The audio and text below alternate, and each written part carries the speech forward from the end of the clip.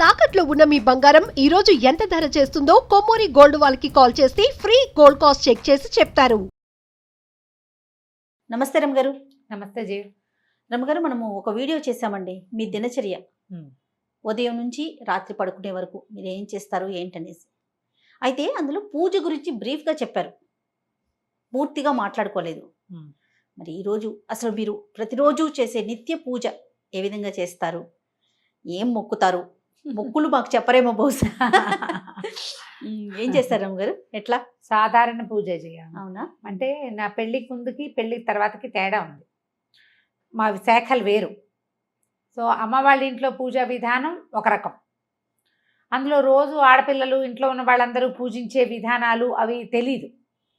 మా అమ్మ దేవతార్చన చేసేటప్పుడు ఏవో స్తోత్రాలు వరుసగా ఆవిడ చదువుకుంటుండేవారు. అవి విని విని విని నాకు దేవతార్చన విధానం అలవాటైంది, బాగా వచ్చింది.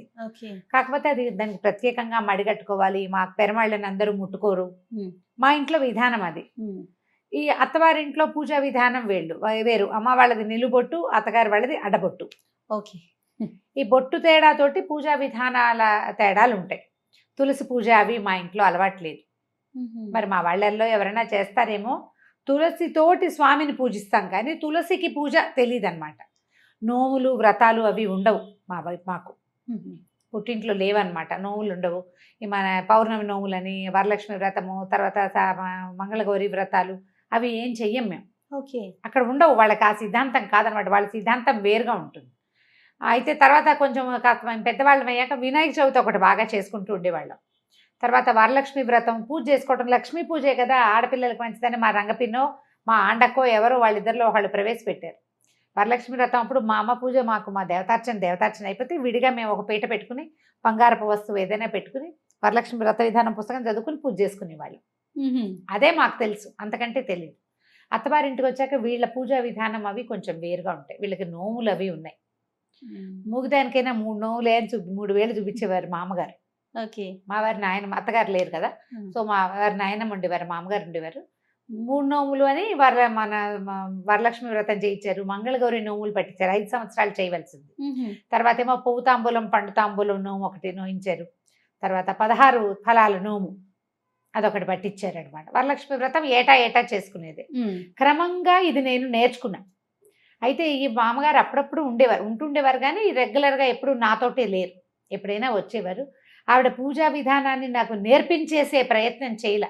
నేను చదువుకున్న పిల్లని, సంస్కృతం వచ్చు, పెద్దింట్లో నుంచి వచ్చాను కాబట్టి కొంత ఏదో చేసుకుంటుందిలే అన్నట్టుగా దీపం పెట్టుకోవటం ఒకటే పూజా విధానంగా ఉండేది నాకు తెలుసు అప్పట్లో, పెళ్ళైన కొత్తల్లో. ఆయన మావారు సంధ్యావందనం చేసుకోవటము, ఆయన జపం చేసుకోవటం చిన్నతనంలో వాళ్ళకి ఉపనయనాలు చేసేసారు 7-8 ఇయర్స్కే. అప్పటి నుంచి ఆయన వాళ్ళకి బాగా అలవాటు. మా మరుదులు కూడా చాలా బుద్ధిమంతులు ఆ విషయంలో. పొద్దున్నే లేచేసి సంధ్యావందనం చేసుకోవటము, సొంతంగా జపం చేసుకోవటము అది ఉండేది. ఓకే. ఈ పూజ ఏముంది, నేను దీపం పెట్టుకోవటం, 4 పువ్వులు పెట్టడం, ఏదైనా పళ్ళు నైవేద్యం పెట్టడమే చేసేదాన్ని. దీపం కూడా ఆయన ఒకసారి పెట్టేసేవారు, నేను మళ్ళీ అందులో కొంచెం నూనె వేసేదాన్ని, అలాగే చేసేదాన్ని. ఒక 3-4 సంవత్సరాల పాటు వరలక్ష్మి వ్రతం, మంగళగౌరి నోములు, ఏదైనా సత్యనారాయణ వ్రతం చేసుకుంటే అది తప్ప మొదటి 4 సంవత్సరాల పాటు నేను ఏమీ పెద్దగా శ్రద్ధగా చేసింది అయితే లేదు. ఇవన్నీ నిజాలే, ఇందులో దాచేందుకు ఏం లేదు. అయితే 4 ఏళ్ళు మా పెద్ద అబ్బాయికి ఒక ఏడాది ఇంచుమించుగా 1.5 వయసు ఉండగా మా వారికి కొంత పరిచయస్తులు, బహుశా బాబాయ్ గారి ఫ్రెండ్స్, వీరి మావయ్యకి ఫ్రెండ్స్ అనమాట. ఫ్రెండ్ ఒక ఆయన మోహన్ రావు గారు, వారి పేరు తలుచుకుంటేనే చాలా సంతోషంగా ఉంటుంది. ఆయన నాకు చెప్పారు, అమ్మ లలితా సహస్రం చదువుకోండి మీరు. నా పెళ్లి నాటికి నాకు లలితా సహస్రం రాదు. ఇంచుమించు నాకు ఒక 30 సంవత్సరాలు వస్తూ ఉండగాను, ఇంకా రాలేదు, 30 రాకముందే నేర్చుకున్నాను అనుకో. మా పెద్దక్కయ్య లలిత కామ్యం, అందరూ చదవకూడదు అనేది. మా ఇళ్లలో అసలు లలితా శాస్త్రం చదివే పద్ధతే లేదు. అయితే ఒకసారి చెప్పడానికి మొదలుపెట్టింది. మేము ఒక 20-15 శ్లోకాలు నేర్చుకున్నాం. మా అక్కయ్య నోటికి చెప్పేది. అక్కయ్య చదువుకోవటమే, అయితే అక్కయ్యకి చెప్పడం వచ్చు. నేను ఎట్లా చెప్తున్నా అట్లా మా పెద్దక్కయ్య చెప్పేది.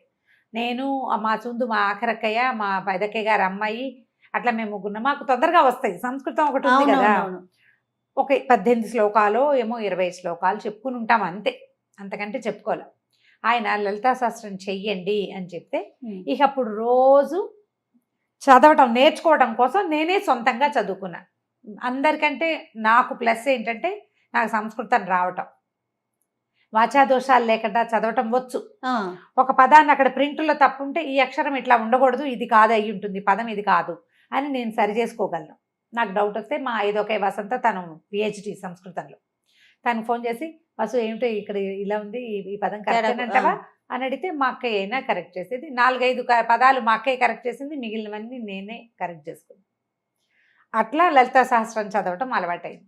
రోజు అప్పుడు చదువుకునేవారు. రోజు చదివేదాన్ని. ఇప్పుడు కూడా చదువుతా కానీ అంత అప్పుడు నేర్చుకోవడం కోసం ప్రతిరోజు పెద్ద స్వరంతో, పెద్ద గొంతుగా తన వాయిస్ పెద్దది. ఆ తర్వాత నన్ను ఖడ్గమాల వైపుకి తిరిగింది మనసు. లలిత, ఖడ్గమాల, ఈ 2 దేవి ఖడ్గమాల కూడా అవి చాలా అట్రాక్ట్ చేస్తాయి అన్నమాట. తర్వాత అంటే మా పెళ్ళైన ఒక 10-11 సంవత్సరాలకి మా మామగారు చేసేవారు రెగ్యులర్గా దసరా ఉత్సవాలు 10 రోజులు ఉత్సవాలు చేయటం మా ఇంట్లో అలవాటు ఉంది. మా వారికి ఏదో ఒక ఉత్సాహం వచ్చింది, తను చేద్దాం అనుకున్నారు. అప్పటి నుంచి మొదలుపెట్టి ఇప్పటిదాకా దసరాలు చేస్తూనే ఉన్నాం మేము.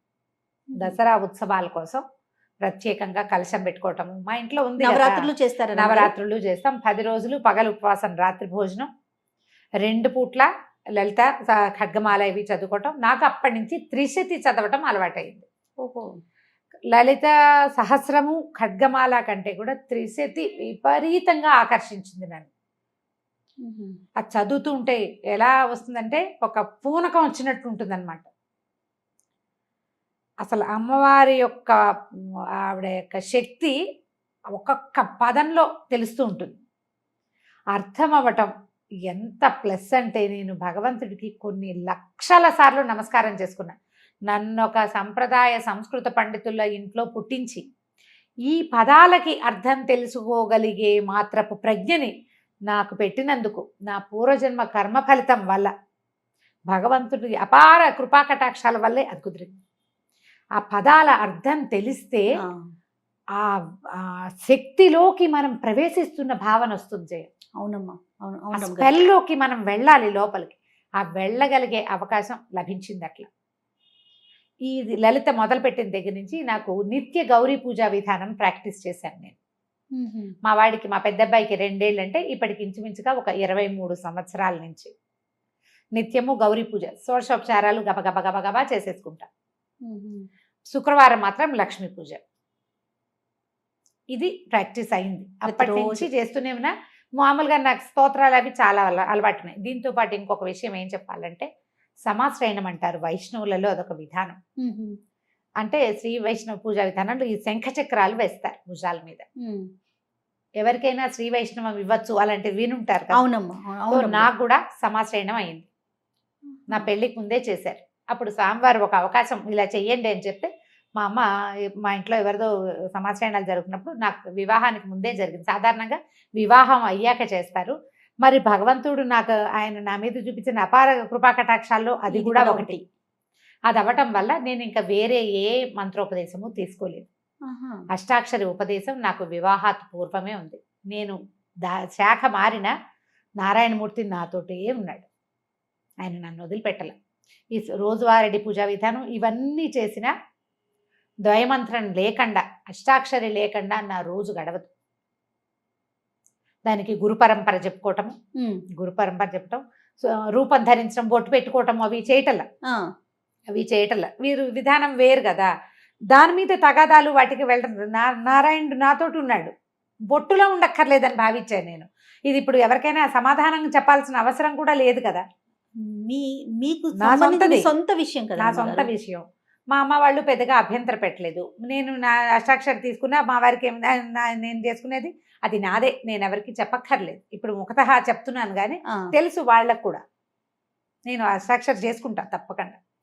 ఒక 108 ఖచ్చితంగా మాలతోటి జపం చేసుకున్నాక అప్పుడు వేరే పని చేసుకుంటాను. ఎంత పరిగెడుతున్నా ఇవి 2 మాత్రం ఇది తప్ప. ఆ స్నానం చేసి నేనేం చేస్తాను, నేను చదువుకునే స్తోత్రాలు నాకేంటంటే మా ఇంట్లో అలవాటు ఉన్నవి కొన్ని ఉన్నాయి రెగ్యులర్గా చేసేవి. పంచాయుధ స్తోత్రము, తర్వాత ఏమో వెంకటేశ్వర సుప్రభాతము, ప్రపత్తి స్తోత్రము. సుప్రభాతాలు రోజు చదవను, శనివారం మాత్రమే సుప్రభాతం చదువుతా. ప్రపత్తి స్తోత్రాలు రోజువారి గడగడ వెళ్ళిపోతాయి. అవి అలవాటు అయిపోయింది చిన్నప్పటి నుంచి. ముందు నుంచి వచ్చు అవి నాకేంటంటే ఇప్పుడు రావట్లేదు జయ. ఇదివరకు ఎవరైనా 4-5 రోజులు వరుసగా చదివితే తర్వాత నాకు వచ్చేసేవి. మా అమ్మగారు చదివే రామరక్ష స్తోత్రం అవన్నీ మా అమ్మ చదువుకునేది. ఇవన్నీ రావటంతో స్నానం చేసి నేను దేవుడి దగ్గరికి వెళ్ళే లోపల కుదిరితే ఉచ్చేశ్రవంతో పెద్ద సౌండ్, లేకపోతే నోట్లో అయినా వరుసగా గణేష పంచరత్నాలు, తర్వాత ఏమో సుబ్రహ్మణ్యాష్టకము, తర్వాత ఏమో వెంకటేశ్వర కరావలంబము, ఈ 3 లైన్. ఈ 3 చదివాక పంచాయుధ స్తోత్రం. పంచాయతీ స్తోత్రం బాగా చిన్నప్పటి నుంచి అలవాటు, పంచాయతీ స్తోత్రం చదువుకోవటం. ఆ తర్వాత స్వామివారిది సుప్రభాతాలు, ఇవి ఈ లైను, ఇవి ఒక 3. వీటితో పాటు రామరక్షా స్తోత్రం బాగా ఇష్టం. రామరక్షా స్తోత్రం, కాలభైరవాష్టకం అప్పుడప్పుడు చదువుతాను. దక్షిణామూర్తి స్తోత్రం చాలా ఇష్టం నాకు. దక్షిణామూర్తి, ఈ మొత్తం ఇన్ని స్తోత్రాలు కలిపి అటు ఇటుగా నేను అక్కడే కూర్చుంటే ఒక 20 నిమిషాలు 25 నిమిషాలు పడుతుంది నాకు కూర్చుని. ఖాళీగా అలవాటు ఉంది కదా, అలవాటు ఉంది కాబట్టి అక్కడ కూర్చోక్కర్లేదు, పని చేసుకుంటూ ఇవి చదివేసుకుంటా. అక్కడి నుంచి దేవుడి దగ్గర కూర్చున్నప్పుడు దీపారాధన చేయటం, పువ్వులు తెచ్చుకోవటం. అంటే బయట నుంచి కొనుక్కొచ్చిన పువ్వులని ఇప్పుడున్న నేను కొత్తగా వెళ్ళే 5-6 సంవత్సరాల క్రితం ఇల్లు తీసుకున్నాం. అక్కడ ఏంటంటే కింద కాసిన మొక్కలు ఉన్నాయి, ఏవో పువ్వులు వస్తాయి. నా అదృష్టం ఏంటంటే భగవంతుడు నాకు తోడబుట్టిన వాళ్ళని ఎంతమందిని ఇచ్చాడో, అలా ప్రేమగా నాతో ఉండే వాళ్ళని కూడా కొంతమందిని ఇచ్చాడు. కింద ఫ్లోర్ లో ఉండే జ్ఞానశ్రీయే ప్రతిరోజు పువ్వులు కోసం నాకు తెచ్చిస్తుంది, పంపిస్తుంది, పట్టుకొచ్చిస్తుంది. 90% తనే తెచ్చిస్తుంది. గ్రేట్. ఒక్కొక్కళ్ళని అట్లా ప్లస్ చేస్తాడు. ప్లస్ పువ్వులు పట్టుకొస్తుంది. ఏమైనా కొన్న పువ్వులు, చామంతులు అవి ఉంటే అవి పెట్టుకుంటే పువ్వులు పెట్టుకోవటం, ఈ వరుస లైన్ అంతా చదువుకోవటం. ఖడ్గమాల కూడా చదివేస్తే అక్కడక్కడ ఖడ్గమాలే వెళ్ళిపోతుంది. శుక్రవారాలు నేను ఇంట్లో ఉన్నప్పుడు మాత్రం లలిత కానీ త్రిశతి కానీ చదువుకుంటా. దసరాల్లో పూర్తిగా ఇవి 3 వీటిని అలవాటుగా చదవటం అలా ఉంది. సాయంకాలాలు ఏం చేస్తాను, దీపం పెట్టుకుని ఎక్కువ ఏం చెయ్యను. సాయంత్రం తేలిగ్గా 1-2 స్తోత్రాలు చదువుకుంటా. త్రిశతి సాయంత్రం చదివితే ఏంటంటే పగలు పనిచేసిన అలసటంతా పోతుంది జయ. ఏంటో నాకు అవునా అవకాశం దొరుకుతుందా? దొరుకుతుంది అప్పుడప్పుడు, రోజు ఉండదు. ఇప్పుడు నేను ఇక్కడే 7:30 అయిపోయింది అనుకో, నా వల్ల కాదు ఇంకా కూర్చోవటం. పెందరాళ్ళే వెళ్ళిన రోజున తప్పకుండా చేస్తాను. దీంట్లో వీటిలలో ఒక్కొక్క రోజు ఒక్కొక్కటి ప్లస్ చదవ బుద్ధి అయితే ఆ పూట ఖాళీగా ఉన్నాను అనుకో, కాలభైరవాష్టకం, తర్వాత జగన్నాథాష్టకం చాలా ఇష్టం నాకు, పూరి జగన్నాథుడి గురించి అదొకటి చదువుతాను. మధురాష్టకం అవి ఇష్టం. కృష్ణుడికి సంబంధించిన చాలా స్తోత్రాలు. ముకుందమాల మా ఇంట్లో ఉపదేశం ఉంది, నాయనమ్మకు ఉండేది.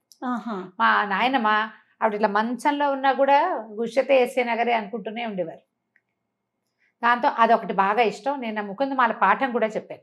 ఓహో, బాగా ఇంట్రెస్టింగ్ గా ఉంటుంది ముకుందమాల కూడా. అది కూడా అసలు ఎట్లా కృష్ణుడిలోకి మనని తీసుకెళ్ళిపోతుందంటే అర్థం కావాలి. ఇక్కడ ప్రధాన అంశం ఏంటంటే రమ్మగారు, మీకు వాటి భావం తెలియటం, దాని వలన పూర్తిగా ఇన్వాల్వ్ అయిపోతారు, దాని లోపలికి వెళ్ళిపోగలుగుతారు కదండి. నిజంగా అది చెప్తున్నాగా, లక్షల సార్లు కృతజ్ఞతలు చెప్పుకున్నా భగవంతుడికి అసలు అది తీరదనమాట. ఉన్నావు నాయన, అందుకని ఇప్పుడు లేకపోతే అంత అవకాశం అందరికీ లభించదు. అవునవును అవును. ఆ లభించటం, దాంతో పాటు నాకు భక్తి ఉండటం, ప్రధానంగా భగవంతుడి మీద ఆసక్తి ఉండటం.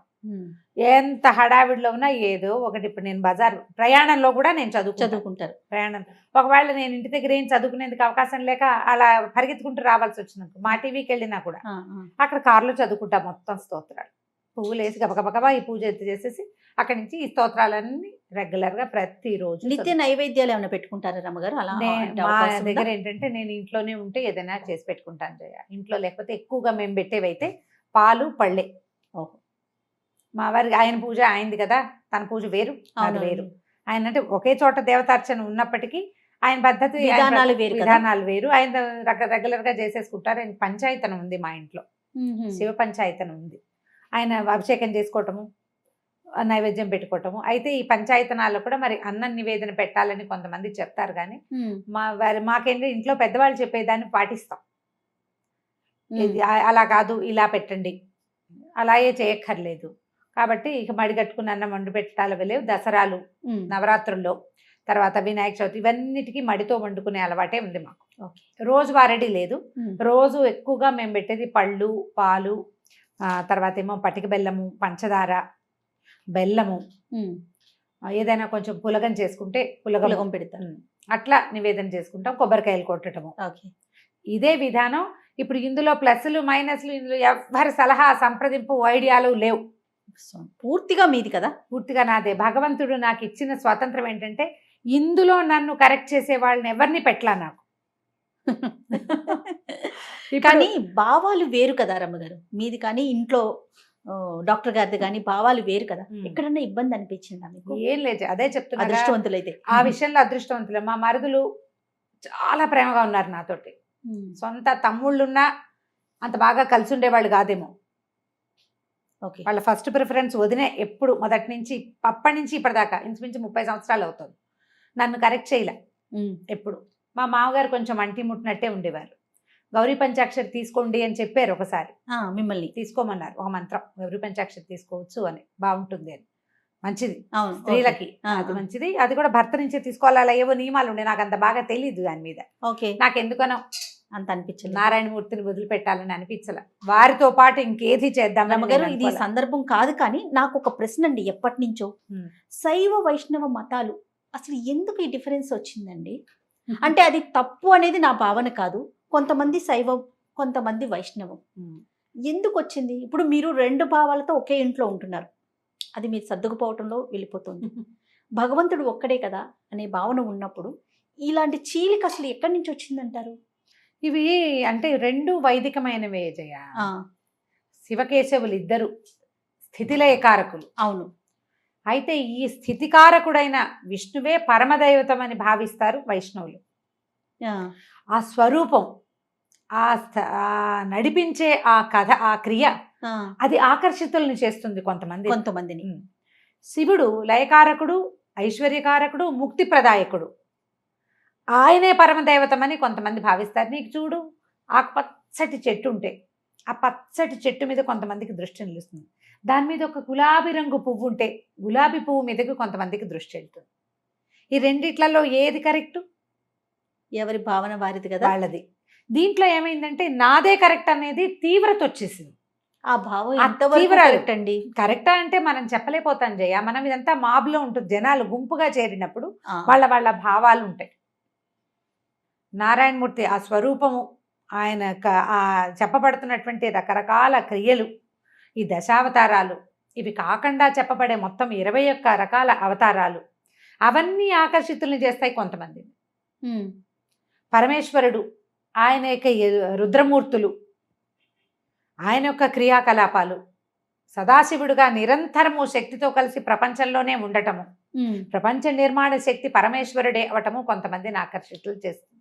భగవంతుడు నాకు ఇచ్చిన వరం ఏంటంటే, నాకు వీళ్ళిద్దరిలో తేడా లేదు. అది ఎంత ఆకర్షిస్తుందో ఇదంత ఆకర్షిస్తుంది నన్ను. నేను లలితలో ఎంత మిళితమైపోతానో విష్ణు సహస్రనామంలో అంత వెళ్ళిపోతాను. విష్ణు సహస్రనామము చదువుకుంటాను, అది రోజువారీ క్రియ. అంటే అంశాలు వేరైనా భావం ఒకటే కదా. ఒకటే, భగవంతుడు ఒకడే. నిన్ను ఆకర్షించే భావాలు 2 వేరు ఉంటే ఒకదాని మీద తీవ్రంగా వెళ్తాం. అందుకని అట్లా వచ్చింది. విష్ణు సహస్రనామం కూడా నా రోజువారీ కార్యక్రమాల్లో ఉంటుంది. కడకడగడ ఏముంది, 7-8 నిమిషాలు పడుతుంది. అది అలవాటైపోయింది. అలవాట్లో చదువుకుంటూ ఉంటాను. ఇప్పుడు ఇది కరెక్టా కాదా, మీరు అలా ఎలా చేస్తారు, లాంటి ప్రశ్నలు ఇందులో కుదరదు. నా ఆసక్తి భగవంతుడి మీద నాకున్న విశ్వాసం అంతే. నేను ఎలాంటి స్వరూపమైనా నన్ను ఆకర్షిస్తుంది. లక్ష్మీ నరసింహస్వామి ఎక్కువ ఆకర్షిస్తాడు. మా పుట్టింట్లో ఉండటం వల్ల మాకేమో ఇలవేల్పు నరసింహస్వామి. నాకు అసలు నరసింహస్వామి విగ్రహం ఎక్కడైనా చూస్తే నాన్నను చూసినట్టు ఉంటుంది. నాకు పరిగెత్తుకుంటూ వెళ్ళిపోతాం. అక్కడ నరసింహస్వామి కనపడ్డంటే మావాడు అంతే, అలాగే అనిపిస్తుంది. మా నాన్నను చూసినట్టే ఉంటుంది. నేనే కాదు, మా ఇంట్లో ఉన్న జనమంతా నరసింహస్వామికి అట్లాగే ఆకర్షితులు అవుతారు. మా చిన్నతనం అలవాటును బట్టి అంతే. మా నాన్న కరావలంబం చదివేవారు, నృసింహ కరావలంబం. అది కూడా నాకు కూడా నోటికొచ్చు. మొత్తం మా సమూహం అందరికీ వచ్చింది. కరావలంబం కూడా అట్లాగే ఆకర్షిస్తుంది. ఇంత భక్తి ఉన్నా కూడా నేను కొంచెం ప్రాక్టికల్గా ఉండటమే నా యొక్క భగవంతుడు ఇచ్చిన వరం అనమాట. నాకు ఇన్ని చెప్తున్నారు, ఇన్ని స్తోత్రాలు చెప్తారు, ఇంత పూజా విధానం ఉంది కదా రమ్మగారు. కానీ మీరు మాట్లాడేది ప్రాక్టికల్గా ఎలా చెప్తారంటే, భక్తి ముఖ్యం, భావన ముఖ్యం. భావమే ముఖ్యం. భక్తి ఉండాలి, భావం చాలా ముఖ్యం. అది ఉన్నప్పుడే మనస్ఫూర్తిగా పూజ చేసుకోగలుగుతాం. అది 5 నిమిషాల అరగంట అనేది పక్కన పెడదాం, అవకాశాన్ని బట్టి అంతే. రైట్. చాలా బాగుంది రమ్మగారు. నమస్తే. నమస్తే.